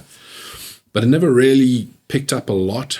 I think when that TV show that we were talking about earlier comes out, I think that'll probably spark it off again. But I did an article on the hottest chilies in the world and referenced his videos as well as Johnny Scoville's. And suddenly I got a bunch of new views coming through and comments on those videos. People are loving the videos. Like, wow, why didn't I see this before? And it's like, well... I suppose it's different ways of getting people aware of what's there. It's something I have control over. And, and go check out. You can just go check out. I've There's some seen good it, recipes. but I put one up today. A paella recipe, spicy paella seafood recipe, really good one. Oh, good. Caroline's favorite paella. She loves paella or paella. Nice. So yeah, I mean, With chili. There's a lot of recipes in there. Well, it's quite a spicy one. This one, Okay. and she enjoys the spice these days a lot more. And every time I'm edging it a little bit higher, and she's it's like the beetroot that you just had. It's got a bit of some spice, yeah. but she loves it. She has it on her salad all the time. See, it's catchy. Everyone gets it. In the end, everyone gets it. Absolutely. So yeah, quite a few things going on there. And you've also got a braaiing website that we've got to get off the ground. Yeah, we'll get moving. I'll. I think you're taking a bit of a different approach, but technical. I think it'll work quite kind of hand in hand with my braaiing website as well. I think there's some things that'll overlap. Yeah, I suppose It's not a bad thing. I'm not just braaiing. I do all cooking. You got that smoker. All cooking. But I'm so tempted. Most of it's. There's been many nights when I added to my offer, cart. Is it the Traeger, right? No, it's the Pit Boss. Pit Boss. Yeah. I added to my cart, and I'm like, I can't justify this. It's on special again now. It's weird. Thanks, dude. I can't afford it I saw right it now. the other day. It's amazing. Yeah, I love that. That really is good. It's just so easy. Honestly, I feel guilty actually using it. Well, I was going to say, you used to take the mickey out of Set me the temperature. for using cook. gas. Yeah, no, this is different. Oh, no, it's brilliant. Are you finding it's cost effective with pellets? No, No. no. So there's nothing cheap about Beautiful. it. It just tastes good. It's just good to do. stuff. You can control the temperature to the nth degree, and it's just so easy. It's just smoking and cooking food with ease. No, I wouldn't go back. Yeah. No, I'm going to adjust my charcoal and try and work out the temperature. Nah, I'm right now. I've still got the Weber, just haven't used it much. Just use the Pit Boss. I actually haven't used mine for a bit, so it's out there. I keep wheeling it around because it keeps getting in the way when I'm mowing. I'm using my gas braai quite a bit lately, but I think the pellet grill for you would be perfect. You'd love it. so the one thing that the Weber does better than anything else I have here, because I have a few different things. We have the smoker that we built, the ugly, was it the ugly drum Ugly smoker? drum, yeah. So we've got that one. We've got the Weber grill. Yeah, And I've got the gas and we've got the Weber charcoal. The rotisserie. And a rotisserie. Well, rotisserie, a spit braai. Spit yeah. roast. Big one. Oh, excuse me. That's not going to be good on the microphone. Sorry about that. But doing hocks, there's no better way to do it than on... You haven't done it on a Pit Boss? Have you done it on the Pit pellet Boss? No, but I can imagine. On the Weber charcoal braai, it's indirect heat. You get it up to 150, and that's it. You don't have to even touch it, right? 4 hours. Yeah, I know, but it's like five things of coal. Yeah, it's like turning my thermostat to 150, making sure the hopper's full. Done. And it's all indirect if I leave the grid closed. So Caroline doesn't eat fat, so Yeah. she doesn't really like that's that much. So when we do chicken, she'll have the breast and without the skin and that sort of stuff. It's not diet or anything. She just doesn't really like fatty stuff. But hocks, she goes to town on those, and those are fatty. But it's a different type, isn't it? It's Well, when you come to visit, we'll do hocks on the pellet grill. And if you like it, then get one. You say it like I just have some money sitting over there, a couple grand to go and buy a pellet grill. Oh, come on. You only live once. You're not going on a big holiday this year. You buy a pellet. Yeah, well, we're still that money sits in the holiday bank account. For next year. No, I will. We'll see if we can buy it through the business. When the other plans come through with the planning permission, there might be space for a pellet grill. Sounds good. Because at the same time, I don't have any more space here. I mean, I've got You got space. there's a spit roast, fine. there's that braai. Get another shed. That one I over lost there. count now how many I have. That one you don't use much. Mm-hmm. Put one of the grills in there. I mean, we went and built another shed. Yeah. You need one more. One more for... Well, when you build on the other... We've got perfect over here. Yeah. When you build your next section, you'll need it. I still want to build an outdoor kitchen area there. Oh, that'll be amazing. Mm-hmm. That'll be good. Yeah, we've tried a few times, but the problem is I still enjoy it. I've got some music out there, so I put the music on and I do my thing, but you know, it's me, because Caroline's normally inside cleaning and setting up and doing vegetable salads and stuff. So I'm normally out there on my own. And even when, because I still haven't convinced them yet. So Caroline's family, Andy, and who helps me out with the hedges and all the work that I do around here. You know, when he comes, he doesn't understand the whole let's be outside for a braai thing. So they're inside in the lounge, so I'm out there cooking, which is fine. Good. I don't mind, but it's for me, braaiing it's a social thing. Yeah. Right? And, well, next time we'll come, we can do it. Yeah. Well, I'll come next time. Come a bit earlier next time because had a long way to drive today. But yeah, next time I'll come early. We'll sit out there.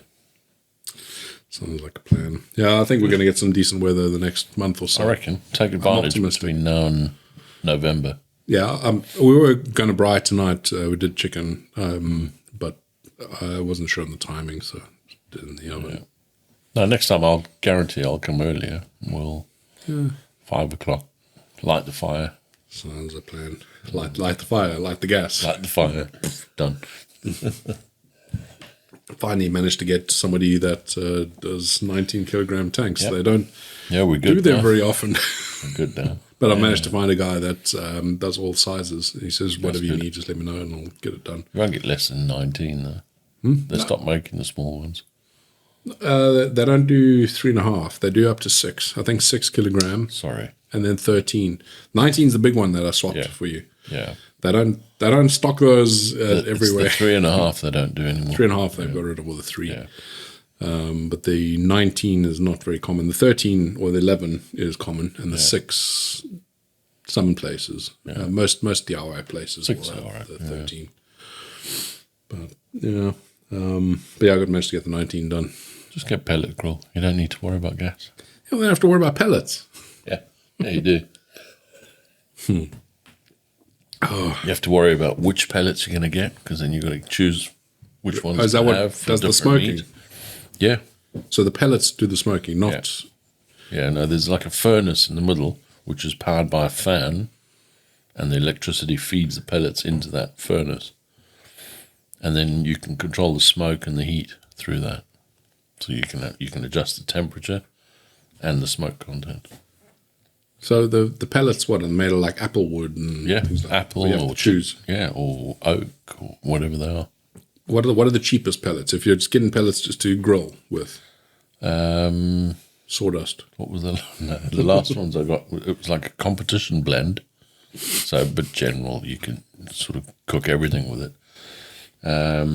18 kilos of pellets for £30. And what does that do? How many cooks will that do for you? I don't know, because I've got a big bucket in the garage that I put it all in there, and then I'll just take a bucket through, fill up the hopper. I would say, no, I don't know, 7, 8 barbecues, 9. Depends, because if you do a brisket, it's 8, 9 hours of cooking. Yeah, but it's low and slow though, right? Yeah, if you're doing, a normal barbecue, you're going to cook at 150 or 170 Celsius. Can you grill on it? Because you said it's a little hopper. Yeah, you can go up. How does the heat get spread? Well, it's got a hopper, and then it sort of goes. I suppose the heat just goes on this plate that's. Oh, there's the plate above the hopper. Yeah, there's a plate above the hopper, and then there's a grid above that plate. So there's no direct flame on the meat unless you slide one of the grates. So you can flame grill. You can, yeah. Steak on there is good. Oh yeah, yeah. You can go hot. I normally cook at 150 to 175, but you can go up to 250, 300. Okay. You can get it hot. That's the only problem with the gas Too hot. is I can't get the heat where I'd prefer it to be. I can get it hot in there, but it's not steak grilling hot. I know, I can cook a steak on there, but it's not going to be the same. Even though there's like a little special grill thing for steaks. Yeah, I'm 175 and it's hot. That's enough for steak. So, and then chicken, I'll do it at a lower heat, 150 generally. So where is it measuring ribs. 150? At the top? No, it's got a sensor. I think it's on the left-hand side. There's a sensor. So there's a gauge at the top, but the sensor that's running the thermostat, it's on the left-hand side. Okay. Well, no, it's clever. Listen, It's good. obviously It's easy. tickles my fancy too because easy. I like the tech side of it, right? It's a great concept. You feel like you're cheating. I feel like I'm cheating with the gas, but it's been able to just switch on, especially here in the UK. This is, I think, what a lot of South Africans don't understand that don't live in the UK. Yeah, you don't have much time to. You don't have a lot of Enjoy time, it, so probably. Yeah. you get to rush out there, and you just want to get going, and you want to be able to start enjoying it, not spend 4 hours getting the fire going, waiting for it to settle, getting it to the right temperature, and that. So.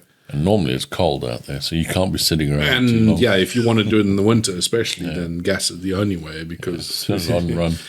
Yeah. exactly, and watch it through the window. You can see it from here. Yeah. Yep, smoking. I think I should. Well, that's the nice thing about mine. You can see the temperature. So, and it's got two thermometers, so you can monitor the meat temperature as Is well. it not sending it to your phone? No, you can just see it. So I can see it from here. I can have a look and say, all right, that's nearly Are you sure it done. doesn't have Bluetooth? No. You can get them with Wi-Fi and Bluetooth. I was going to say because I mean it's Or for got the the cheap tech model. there already. Yeah, no, you just need another unit, but Okay. don't need that. The cheap model. Can I ask how much? I don't know. Does Dino know? Can't remember. Yeah. I don't know. Can't I remember. mean that wasn't cheap. £1,000? I'm not sure. That was 1,000, Yeah, I think it was a similar.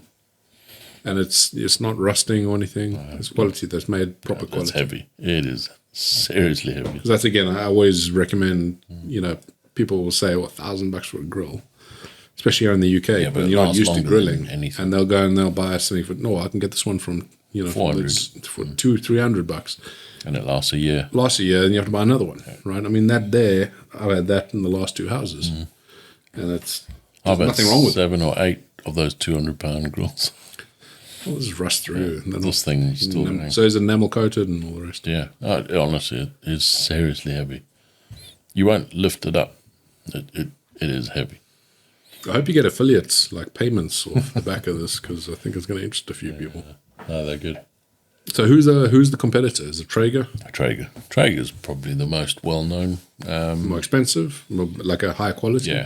Yeah, Traeger's probably more expensive. American. Yeah, they're all the other from one? America. Traeger's American, Pit Boss is American.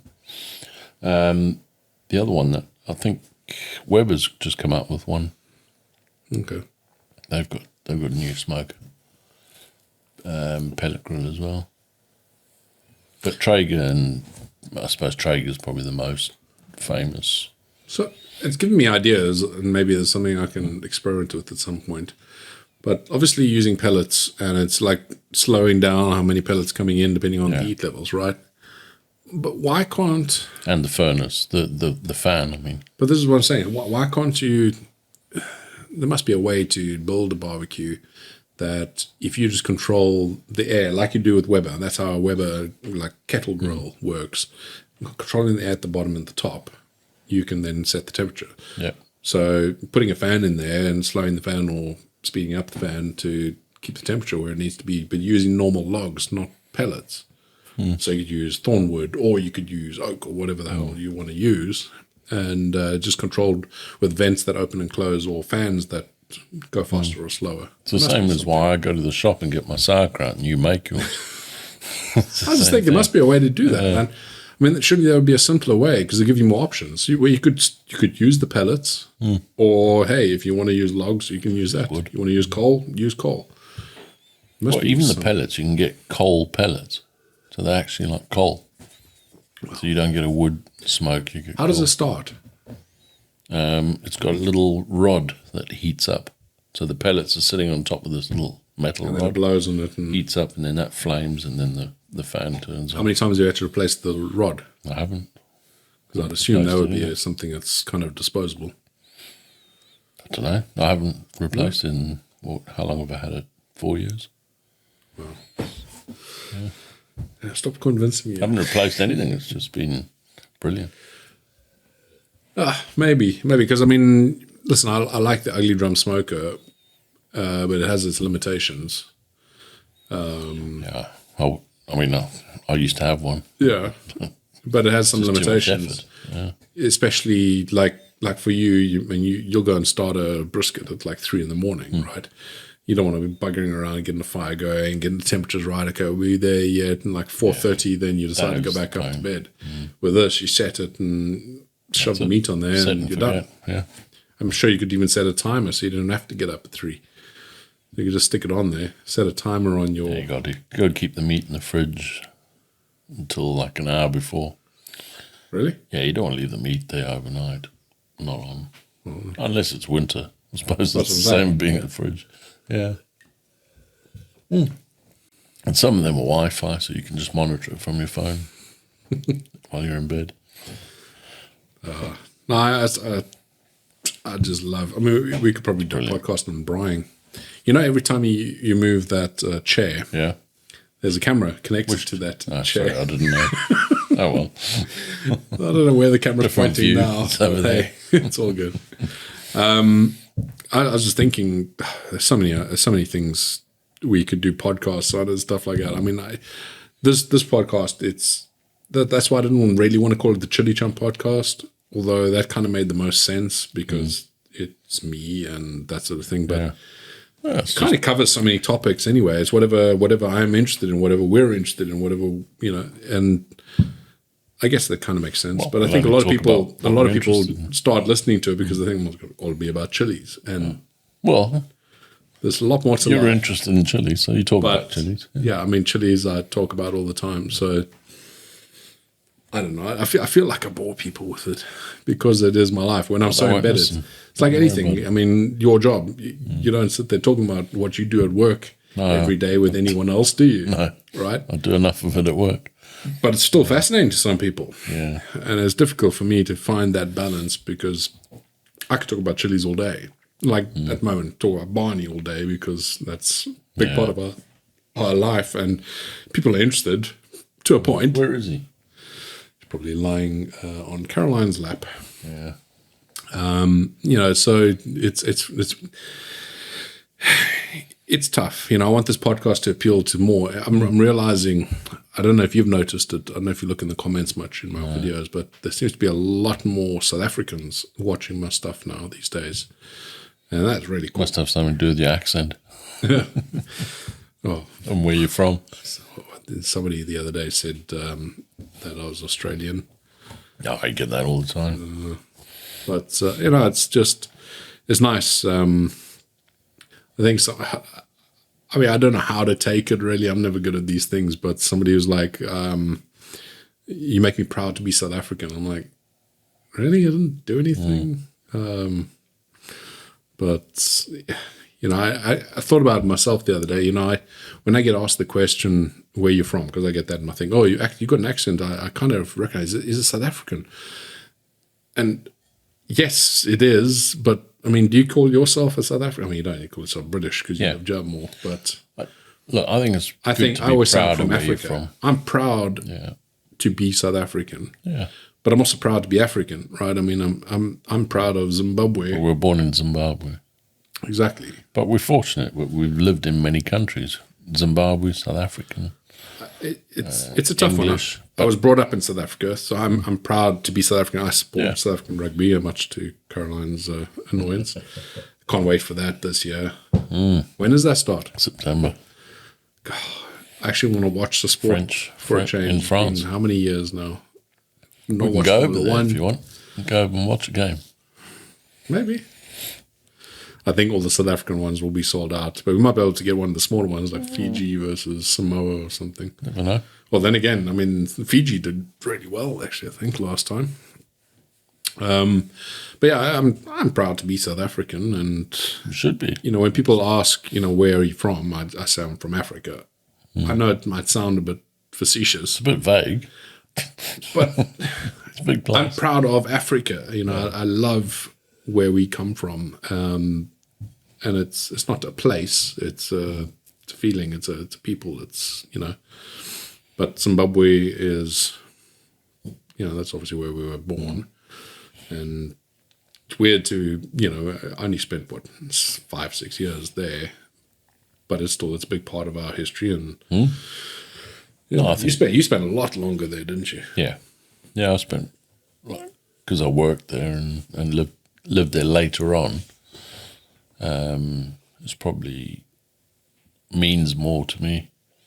But South Africa equally, all my schooling in South Africa. But here, I've lived here longer than anywhere else. So this is home. Yeah. So, and I always feel you've got to adapt to your surroundings and where Listen, you are. I am entirely grateful for everything this country offers. Yeah. I feel bad for the Americans in some ways. When I have some mates out there who I talk to, some of my patrons, and talk about this story a little bit without giving too much detail. But one of my patrons, good friend of mine as well, his daughter was involved in a car accident in America. There's a fatality in the car, not her, thankfully, but she's going through a lot of she wasn't able to walk for a while. She was in a wheelchair, so a lot of recovery and that sort of thing. But they've had to resort to a GoFundMe to try and get money, or it's just so expensive. And if you think something like that happens in this country, and it's covered, everything's covered by the NHS. Yeah, very fortunate. And that sort of stuff I'll never take for granted. And You've got perspective. You can't take it for granted. Well, exactly. 'Cause you lived in Africa where it's different. Yeah. Yeah. I really feel for people who have to go through that. I mean, when you hear stories about people having to go bankrupt just because of medical condition, it's like, We it hear doesn't all make the sense time. to me. It People in doesn't. South Africa. Well, in South Africa, it's just as bad. When we were there, but I mean, we could pay for medical aid. It wouldn't be half your salary, which in America, a lot of them, it's half their salary to pay for their family's medical aid or Crazy healthcare price. or whatever it is. Yeah. I will forever be grateful we're for very what we have in this country. The fact that you move into a house and you're able to get a phone line the same day that you move in.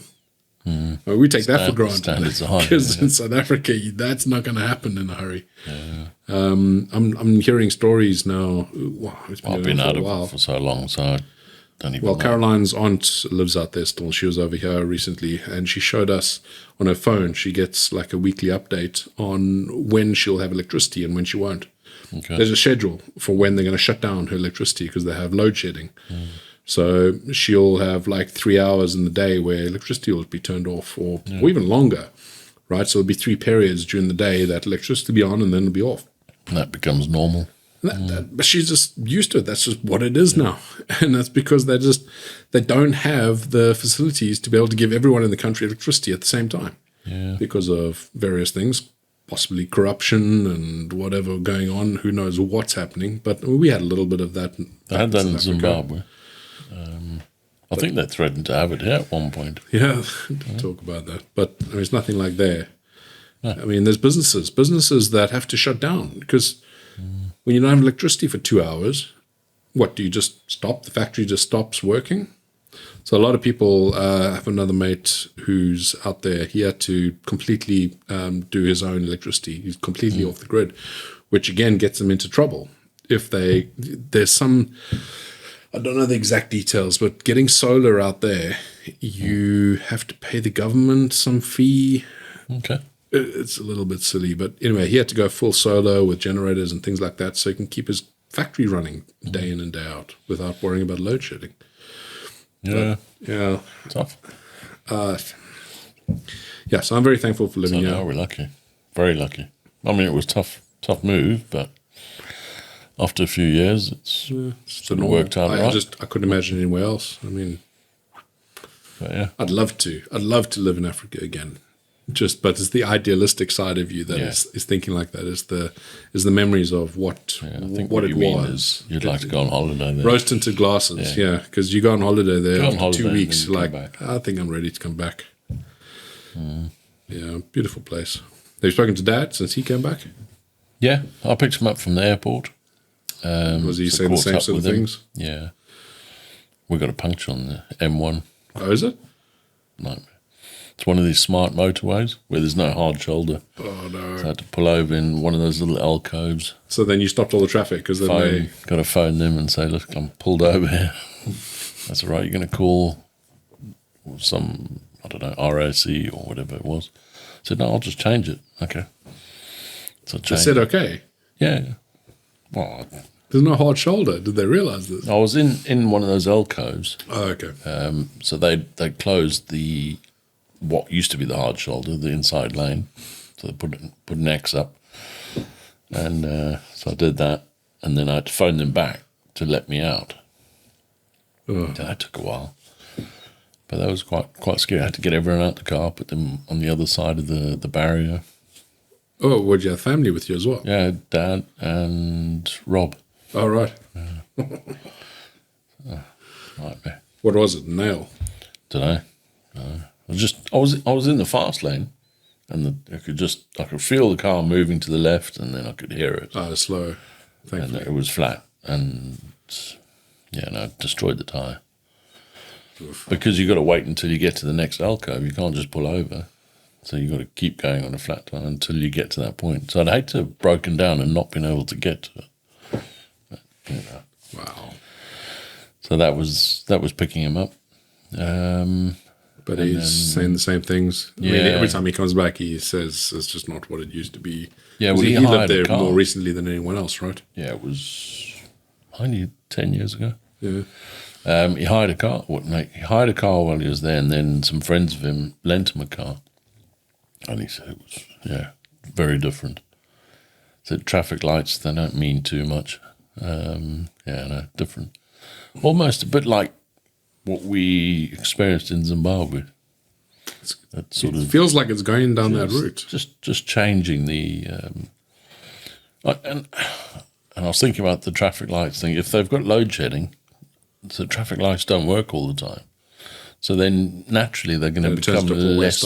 Yeah, they're not going to be that meaningful. So I suppose it's a natural. Yeah, but I remember even when I was there, you were told at night time that you just slow down for the traffic lights. You don't stop for traffic lights because of risk of getting hijacked. Yeah, I don't know about that at night side time, of not in it. the daytime. Yeah, I'm not sure on safety-wise. He didn't say much about that, so I'm not sure. Obviously, we were there in 2019. It was all right. It was a while ago when I was there last. Talking about your car, so you've changed your mind. You're no longer getting. I'm changed my mind. Audi changed my mind. Oh, really? I've been waiting 2 years for the Q4, so it's still not built. Still no build date. So I cancelled it and got Tesla. When's that coming? End of this week, beginning of next. Same payments and stuff? Yeah, well, it's a company car, so it's same as what the Wouldn't Audi would wouldn't that have been your first choice anyway? Yeah, it wasn't on the list. So we got a list it is. of what options we can go for, and it wasn't. So now it's on there. Okay. So all right, cancel that one, take that one. Only because I can get it. Model sooner. 3? Y. Model Y. Why? Which one's that? It's slightly higher up. Okay. It's More of a hatchback. It's not the like SUV type thing with the gull wing doors. No, I think that's X. Oh. Obviously. No, it's the Y. It looks all right. Nice. The main thing is What extras? Because apparently everything's like behind a paywall. Is it? Like extra speed and I've got longevity. the long range one. You got the long range. Yeah. So what's that? 300 miles. Too much driving. 350. Which So is how's that going to work when you visit us then, Steve? Because you know how expensive electricity I'm going is. to plug it in. I'm going to plug it into the nearest socket. Electricity costs have come down, so we're only paying about £8 a day now. So you'll be fine then. I've switched off everything. I've got everything switched off, Yeah. and I cannot get it lower than about £8 a day, and I don't understand it. I mean, Do you turn your computer off at night? yeah, everything's asleep. Servers are asleep after 11 p.m. Yeah, everything's down. I mean, it's not the bright lights and all this stuff. Gonna say. This doesn't happen every day. I don't know. I don't know what it is. Just it's so expensive. I mean, even before you start the day, there's a charge just to what's it, a day rate? Yeah. Before you even get charged in electricity. It's a cost of living. Just you have to pay. That's just the way it is. Got to keep the economy going. I like your Just pragmatism. earn more. I'm interested to see your Tesla. I've never actually been in a Tesla. Neither have I. No? No, I've never test driven one. Never done. All I know is, at the moment, I pay $350, $400 a month, BRK. whatever it is, and I'm going to pay £15 a month. So You don't care. that's why I went Give for you a that. motorbike, you're fine. Yeah. Even if my journeys are different, I have to stop and charge and do all that. It's worth it. I'll do it. Well, what like today? How many miles did you do? Today, I don't know, 150, 200. Round trip. No, I only came one way. I did 250 yesterday. Okay. So you could have done a full. Well, I suppose if they say the range is 350, it's really 250. 270, 280. Yeah. I would say. So I'll probably learn to stop in between each journey. Apparently, it charges like up to 60% or 70% quite quickly. So yeah, you could stop at a proper supercharger. And Yeah. No, I remember when they first came adapt. out. That was one of the big selling points was unlimited use of superchargers for free. Yeah. I bet they're That's not gone free away. anymore. No. Yeah. I'll be paying for them. Thanks so much, and yeah, let's go get those drinks. And thank you guys so much for listening. I know that our 4 subscribers, they absolutely love this. So let's see if we can get up to 5. So tell your friends. Don't talk too loud. They're probably sleeping now. Good night. Yeah, good night. Sleep well. God, those 2 hours. Sorry to keep you up. Cool. Have a good one. All right. Cheers.